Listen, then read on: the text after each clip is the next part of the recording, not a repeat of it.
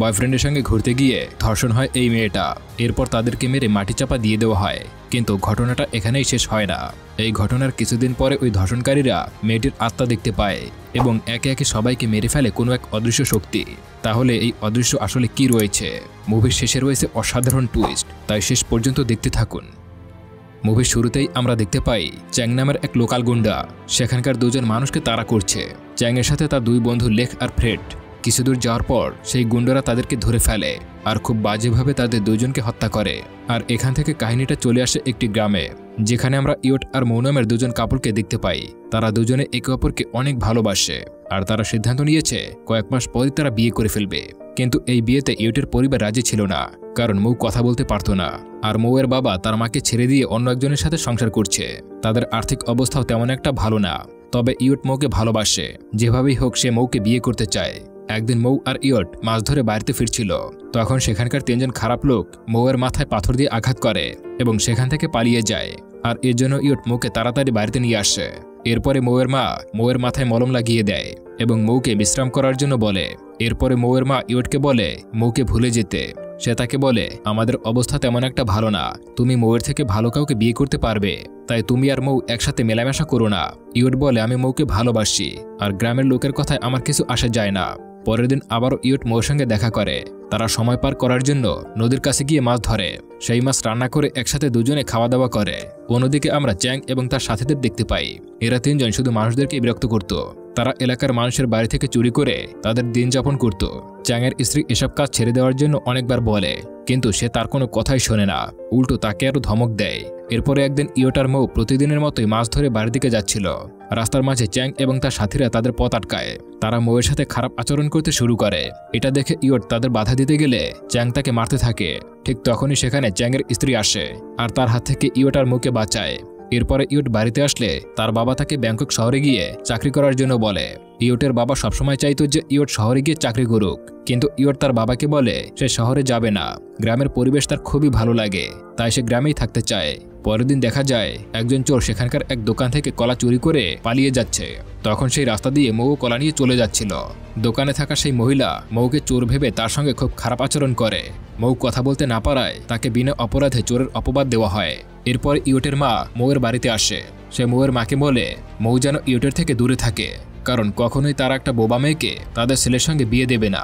উপর থেকে মৌ এসব কথাগুলো শুনে খুব মন খারাপ করতে থাকে। পরের দিন মৌ যখন তার জমির দিকে যাচ্ছিল, তখন সে মনে মনে চিন্তা করে গ্রামের সবাই কেন তাদেরকে খারাপ নজরে দেখে। এই কথা ভেবে মৌ অনেক কষ্ট পায়। তখন ইয়ট তার কাছে আসে। সে মৌকে জড়িয়ে ধরে সান্ত্বনা দেয়। সে মৌকে বলে, আমি কখনোই তোমাকে ছেড়ে যাব না, তুমি এসব নিয়ে কখনোই চিন্তা করো না, আমরা কিছুদিন পর বিয়ে করব। এরপরে তারা দুজনে মাছ ধরার জন্য নদীতে আসে। এখানে ইয়ট নদীর ভিতরে মাছ ধরার জন্য জাল ঠিক করছিল। তখনই সেখানে চ্যাং আর তার সাথীরা চলে আসে এবং মৌকে কিডন্যাপ করে জঙ্গলের ভিতরে নিয়ে যায়। এরপরে চ্যাং মৌয়ের কাপড় খোলার চেষ্টা করে। তখন মৌ সেটার প্রতিবাদ করতে চাইলে তারা তাকে অনেক মারধর করে। অপরদিকে ইয়ট মৌকে কোথাও খুঁজে পাচ্ছে না। সে তার চারপাশে মৌকে খুঁজতে থাকে। তখনই ইয়ট পানির ভেতরে মৌয়ের পায়ের একটা জুতো খুঁজে পায়। জুতোটা দেখে ইয়ট বুঝতে পারে মৌয়ের কোনো বিপদ হয়েছে। সে তাড়াতাড়ি করে জঙ্গলের ভেতরে ঢুকে পড়ে। এখানে এসে ইয়ট দেখতে পায় চ্যাং এবং তার সাথীরা মিলে মৌকে মারধর করছিল। ইয়ট তাদের সঙ্গে লড়াই করে মৌকে বাঁচানোর চেষ্টা করে, কিন্তু ইয়ট একা থাকার কারণে সে তিনজনের সাথে পেরে ওঠে না। তারা সবাই মিলে ইয়টকে মারতে মারতে অজ্ঞান করে ফেলে। আর তখন চ্যাং মৌকে জোর করে তার সঙ্গে শারীরিক সম্পর্ক করে। এরপরে তারা ইয়ট আর মৌকে জঙ্গলের ভেতরে একটা গর্ত করে তাদেরকে মাটি চাপা দিয়ে রাখে। অপরদিকে রাত হয়ে যাওয়ার পরেও মৌ বাড়িতে না ফিরলে মৌয়ের মা অনেক চিন্তায় পড়ে যায়। এজন্য সে পরের দিন ইয়টের বাড়িতে খোঁজখবর নিতে গেলে জানতে পারে গত রাত থেকে ইয়টও বাড়িতে আসেনি। তারা সবাই মিলে ইয়ট আর মৌকে খুঁজতে বেরিয়ে পড়ে। রাস্তার মাঝে তাদের সঙ্গে এক ব্যক্তির দেখা হয়ে যায়। সে তাদেরকে জানায় গত কয়েকদিন ধরে চ্যাং আর তার দলের লোকেরা ইয়ট আর মৌয়ের পেছনে পড়েছিল। তার মুখে এসব কথা শুনতে পেয়ে তারা চ্যাংয়ের বাড়িতে চলে আসে, কিন্তু চ্যাং তাদেরকে ধমক দিয়ে বাড়ি থেকে বের করে দেয়। কোনো উপায় না পেয়ে ইয়ট আর মৌয়ের পরিবার থানায় যায় কমপ্লেন করার জন্য। তারা থানার অফিসারকে বলে, আমাদের চ্যাং এবং তার সাথীদের সন্দেহ হচ্ছে, হয়তোবা তারাই আমাদের সন্তানদেরকে কিডন্যাপ করেছে। কিন্তু অফিসার বলে, আমাদের চ্যাংয়ের বিরুদ্ধে কোনো প্রমাণ নেই, যার ফলে আমরা চাইলেও তাদের বিরুদ্ধে কোনো অ্যাকশন নিতে পারবো না। এমনও তো হতে পারে তারা দুজনে কোথাও হয়তো পালিয়ে গেছে। এরপরে আমরা চ্যাং এবং তার সাথে লেককে দেখতে পাই, যে জঙ্গলের দিক যাচ্ছিল। আসলে লেক এখন তার কাজগুলো নিয়ে নিজেকে খুব দোষী মনে করে। তখনই সেখানে চ্যাং আর ফ্রেড চলে আসে। লেক তাকে বলে, আমি এসব কাজ আর করতে চাই না, আমার মনে হয় তোমাদেরও এসব কাজ ছেড়ে দেওয়া উচিত। লেকের কথায় চ্যাং রেগে গিয়ে তার দিকে বন্দুক তাক করে। সে তাকে বলে, যদি আমাদের এই অপকর্মের কথা পুলিশ জানতে পারে তাহলে আমি তোমাকে প্রাণে মেরে ফেলবো। এরপরে তারা জঙ্গলের ভেতরে যায় শিকার করার জন্য। সবাই পশু শিকার করার জন্য খুঁজছিল। তখনই তাদের সামনে সাদা কাপড় পরা ময়ূর আত্মাকে দেখতে পায়, আর সেটা দেখে তারা ভয় পেয়ে যায়। ভয় পেয়ে তারা জঙ্গলের বাইরে বেরিয়ে আসে। রাতের বেলা তারা তিনজন একটি মেয়েকে নিয়ে আড্ডা দিচ্ছিল। লেক তাদের ওয়াশরুমের কথা বলে বাইরে বেরিয়ে আসে। যখন তার কাজ শেষ করে যাচ্ছিল তখন সে আবারও সাদা কাপড়ে মোড়ানো একটি মেয়েকে দেখতে পায়। লেক সামনে গিয়ে মেয়েটিকে দেখার চেষ্টা করে। সে দেখতে পায় এটা আর কেউ নয়, বরং এটা মৌ ছিল। লেক অনেক ভয় পেয়ে তাদের বন্ধুদের কাছে চলে আসে। এরপরে তারা আড্ডা শেষ করে যার যার মতো নিজেদের বাড়িতে চলে যায়। রাতে ঘুমানোর সময় তারা তিনজন মৌয়ের আত্মাকে দেখতে পায়। মনে হচ্ছিল মৌ যেন তাদের উপরে আক্রমণ করতে চায়। বিশেষ করে লেক অনেক ভয় পেয়ে যায়। এরপর সে পরের দিন এইসব কথা ফ্রেডকে খুলে বলে। ফ্রেডও এই কথা শুনে খুব অবাক হয়ে যায়, কারণ কাল রাতেও সে এই একই স্বপ্ন দেখেছে। লেক তাকে বলে, আমাদের এই সমস্ত খারাপ কাজ ছেড়ে দেওয়া উচিত, আর আমাদেরকে শহরে গিয়ে চাকরি করতে হবে। আমরা এখানে থাকলে হয় গ্রামবাসীদের হাতে, না হলে মৌয়ের আত্মার কাছে মারা যাব। তখন ফ্রেড বলে, আমরা হলাম চোর, আমাদেরকে কে চাকরি দেবে? এর থেকে আমাদের গ্রামে থাকাই উত্তম।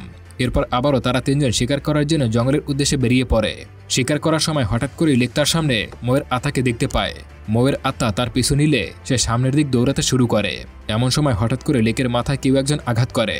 তারপরও লেক কোনো রকমের নিজের জীবন বাঁচিয়ে বাড়িতে চলে আসে। বাড়িতে এসে ফ্রেশ হওয়ার সময় আয়নার মধ্যেও ইয়োটের আত্মাকে দেখতে পায়। এটা দেখে সে অনেক ঘাবড়ে যায় আর ভাবতে থাকে হয়তো সে আর বাঁচবে না। আর এজন্য লেক তার বাড়ির পাশে একটি মন্দিরে যায়। সেখানে গিয়ে সে প্রার্থনা করে। সে চ্যাংকে বলে, আমি আর এভাবে থাকতে পারবো না, আমি আমাদের করা অপরাধগুলোর কথা গ্রামবাসীদের কাছে বলে দেব। লেকের মুখে এসব কথা শুনে চ্যাং রেগে যায় এবং তার উপরে আঘাত করে। সে তাকে ধমক দিয়ে বলে, তোমাকে চুপ থাকতে হবে। কিন্তু লেক কোনো কথাই শোনে না। সে বলে, তুমি আমাকে যতই ধমক দাও না কেন, আমি আমাদের এই অপকর্মের কথা গ্রামবাসীর কাছে তুলে ধরবই। চ্যাং এই কথাগুলো শুনে আরো বেশি রেগে যায়। রেগে গিয়ে তাকে অনেক মারতে থাকে।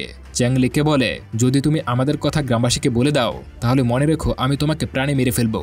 চ্যাংয়ের এই কথায় লেক ভয় পেয়ে চুপ হয়ে যায়।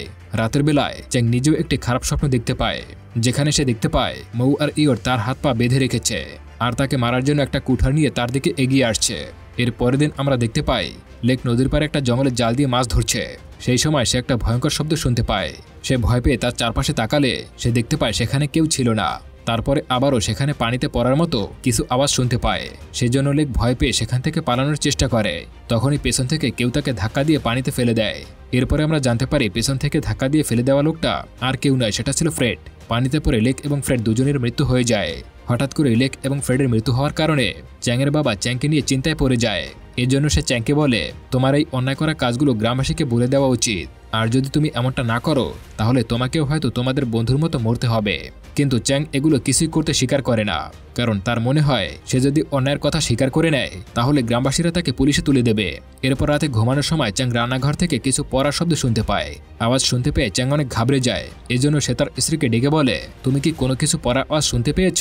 তার কোনো কথার উত্তর না দিয়ে উল্টো তাকে ঝাড়ি দিয়ে ঘুমিয়ে পড়ে, কারণ মাঝরাতে সে তার ঘুমে ডিস্টার্ব করছিল। চ্যাং ঘুমানোর চেষ্টা করে, কিন্তু ঘুমানোর সময় সে রান্নাঘর থেকে আবারও কিছু পড়ার আওয়াজ শুনতে পায়। এবার চ্যাং অনেক বেশি ভয় পেয়ে যায়। এই জন্য চ্যাং দেখার জন্য তার বিছানা থেকে উঠে ঘরের লাইট অন করতে যায়। লাইট অন করতে গিয়ে দেখতে পায় তাদের ঘরের লাইটটা নষ্ট হয়ে গিয়েছে। আর এখন অন্ধকারের জন্য চ্যাংয়ের ভয় আরো দীর্ঘ হয়ে যায়। তাই সে তাড়াতাড়ি করে একটি মোমবাতি জ্বালানোর চেষ্টা করে, কিন্তু যখন সে মোমবাতি জ্বালাতে যায় কোনো কারণ ছাড়াই মোমবাতি আবারও নিভে যায়। চ্যাং আবারও মোমবাতি জ্বালানোর চেষ্টা করে। এবার মোমবাতি জ্বালানোর পরে সে তার সামনে মৌয়ের আত্মাকে দেখতে পায়। দেখা মাত্রই সে চমকে ওঠে আর মাটিতে পড়ে যায়। সে কোনোভাবে মাটি থেকে উঠে পাশে থাকা একটা চাকু নিয়ে মৌয়ের শরীরে আঘাত করতে থাকে। তবে কিছুক্ষণ যাওয়ার পর সে বুঝতে পারে চাকু দিয়ে সে মৌয়ের আত্মাকে নয় বরং তার স্ত্রীকে মেরেছিল। চ্যাংয়ের ছুরির আঘাতে তার স্ত্রীর মৃত্যু হয়ে যায়। চ্যাং কোনোভাবেই বিশ্বাস করতে পারছিল না যে তার স্ত্রীকে সে মেরে ফেলেছে। সে তার স্ত্রীকে জড়িয়ে ধরে কান্না করতে শুরু করে দেয়। ঠিক তখনই তার পেছন থেকে কেউ একজন তার মাথায় আঘাত করে আর তাকে অজ্ঞান করে দেয়। যখন তার জ্ঞান ফিরে আসে সে দেখতে পায় কেউ একজন তার হাত পা বেঁধে রেখেছে। সে উপরের দিক তাকালে দেখতে পায় মৌ আর ইয়োটকে, যারা আসলে মারা যায়নি। ইয়োটার মৌকে দেখতে পেয়ে চ্যাং অবাক হয়ে যায়। সে কোনোভাবেই বুঝতে পারছিল না তারা কিভাবে এখনো বেঁচে আছে। তখন ইয়োটার মৌ বলে, চ্যাং আর তার সাথীরা তাদেরকে জীবিত অবস্থায় কবর দিয়েছিল। সেখানে কিছুক্ষণ পরে বৃষ্টি হয়, যার ফলে ইয়োটের জ্ঞান ফিরে আসে। ইয়োট কোনো রকমের মৌকে কবর থেকে উপরে উঠিয়ে নিয়ে আসে। এরপরে তারা কোনো রকমের তাদের ক্ষতস্থানগুলো সারিয়ে তুলছিল। এরপর তারা সিদ্ধান্ত নেয় কিছুদিন জঙ্গলের ভিতরে থাকার, আর যখন তারা সুস্থ হয়ে উঠবে তখন চ্যাং এবং তার সাথীদের উপরে বদলা নেবে। আর যখন তারা পুরোপুরি সুস্থ হয়ে যায় তারপর থেকে তারা বিভিন্ন কৌশলে চ্যাং এবং তার সাথীদেরকে ভয় দেখাতো। আর এভাবেই চ্যাংয়ের দুই সঙ্গীকে তারা পানিতে চুবিয়ে মেরে ফেলেছিল। আসলে তারা বুঝতে পেরেছিল খারাপকে শেষ করতে হলে তাদেরকেও খারাপের আশ্রয় নিতে হবে। ইয়ট আর মোয়ের কাছে এইসব কথা শুনে চ্যাং তাদের কাছে তার জীবন ভিক্ষা চায়, কিন্তু তারা তার কোনো কথাই শোনে না। চ্যাংকে ফাঁসিতে ঝুলিয়ে মেরে ফেলে। আর এখানেই এই মুভিটা শেষ হয়ে যায়। বন্ধুরা, কেমন লাগলো আজকের গল্পটি অবশ্যই কমেন্ট করে জানাবেন। আপনাদের কমেন্ট আমার অনেক ভালো লাগে। ভিডিওটি ভালো লাগলে একটি লাইক করতে পারেন আর আমার চ্যানেলটি সাবস্ক্রাইব করে আমার সঙ্গেই থাকুন। এতক্ষণ ধরে ভিডিওটি দেখার জন্য আপনাদের সবাইকে অসংখ্য ধন্যবাদ।